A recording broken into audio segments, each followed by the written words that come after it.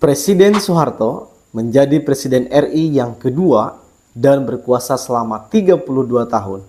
Kekuasaannya diawali pada tahun 1966 dan berakhir pada tahun 1998. Masa pemerintahan Soeharto ini disebut sebagai masa pemerintahan Orde Baru. Singkat cerita, di akhir kepemimpinan Soeharto pada tahun 1998, terjadi krisis ekonomi, krisis hukum, krisis keamanan, krisis kepercayaan, dan lain-lain. Dan terjadi demo besar-besaran untuk melengsarkan Pak Harto dari jabatannya. Di sisi yang lain, Pak Prabowo Subianto pada waktu itu memiliki jabatan yang sangat strategis, yaitu sebagai Pangkostrad. Pangkostrad ini membawahi pasukan elit yang ada di Indonesia, seperti Kopassus dan yang lainnya. Yang dengan secara terlatih maupun dengan kewenangan Pak Prabowo waktu itu bisa saja merekayasa demo atau meredam demonstrasi atau kerusuhan. Di sisi yang lain, selain menjadi Pangkostrad, Pak Prabowo adalah menantu Presiden Soeharto atau suami dari Ibu Titik. Begini ceritanya, Bos. Pada tahun 1998, saat terjadi demo dan kerusuhan di mana-mana untuk melengsarkan Pak Harto dari kursi presiden. Jadi, pada saat itu, Pak Soeharto meminta kepada Pak Prabowo untuk menghentikan demo atau kerusuhan yang menuntut dirinya lengser dari kursi presiden. Namun di luar dugaan, jawaban Pak Prabowo waktu itu adalah sebaliknya. Kurang lebih jawaban Pak Prabowo saat itu, menurut saya sebaiknya Bapak mundur saja. Dan jawaban ini dianggap Pak Harto atau dari kacamata Pak Harto merupakan pengkhianatan besar kepada dirinya. Kenapa ini dianggap pengkhianatan besar oleh Pak Harto?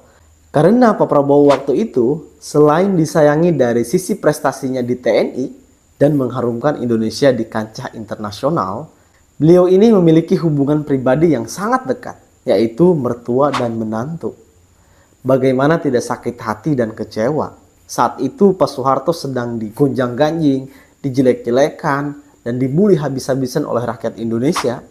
Justru orang terdekat beliau, yaitu Pak Prabowo, malah meminta Pak Harto untuk legowo dan mundur dari jabatannya.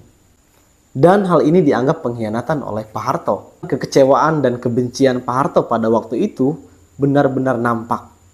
Misalnya saja Pak Prabowo bersama Pak B.J. Habibie dan Pak Harmoko itu adalah orang-orang yang di blacklist, tidak boleh bertemu dengan Pak Soeharto dan tidak boleh mengunjungi istana.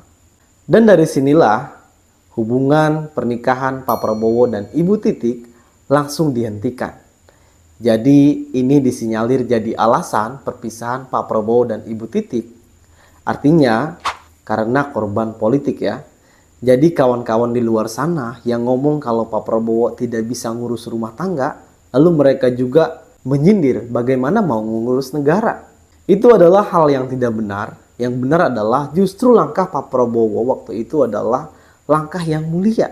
Demi bangsa dan negara, keluarganya pun jadi korban.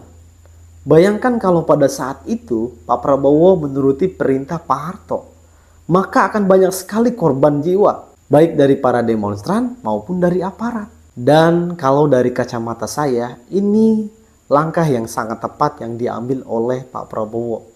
Dan merupakan masukan yang bagus untuk Pak Harto agar mengundurkan diri dan legowo pada saat itu.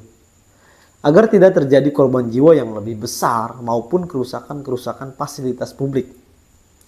Dan menurut saya, ide atau langkah Pak Prabowo tersebut justru pikiran-pikiran seorang negarawan sejati. Namun karena pikiran seorang Pak Harto berbeda dengan Pak Prabowo, maka Pak Harto sangat kecewa.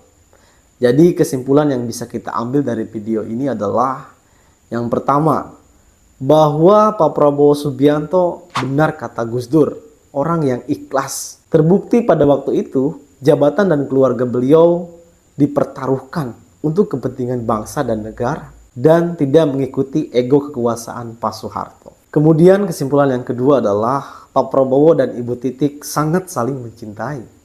Terbukti setelah kejadian 98 sampai saat ini, Pak Prabowo maupun Ibu Titik masih tetap konsisten melajang. Padahal sebetulnya Pak Prabowo kalau mau menikah lagi urusan yang sangat mudah. Saya yakin kalaupun beliau mau menikah dengan perawan pun pasti bisa. Tetapi hal itu tidak dilakukan.